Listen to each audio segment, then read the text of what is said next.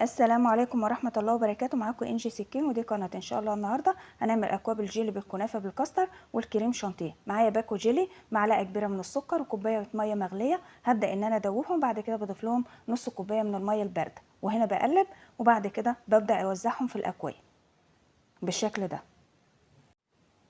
هنا معايا كوباية ونص لبن حليب، معلقة ونص من الكاستر، معلقة ونص من السكر. هبدأ ان انا اخلطهم وهركنهم على جنب. بعد كده بيظهر معايا بعد الخطوة دي، هنا هقلبهم وهسيبهم كده على البارد. بعد كده هوديهم على النار. بعد كده 100 جرام كنافة، 3 معالق كبار سمنة مذابة، معلقة كبيرة من السكر البودرة. هبدأ اخلطهم. طبعا الكنافة مش متقطعة كويس، فهنا هتحصل فيها تكتلات. هبدأ ان انا اشوحهم على البوتاجاز لغاية ما يبدأوا ان هم يصفروا بالشكل ده. بيحصل تكتلات. بعد كده ببدأ ان انا اهرسها واضيف لها معلقة كبيرة من الشربات.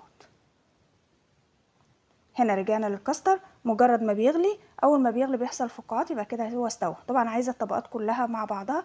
هنا ضفت الكنافه وهي سخنه، وبدات ضفت الكاستر برضو هو سخن، عشان انا مش محتاجه الطبقات تكون منفصله بالشكل ده.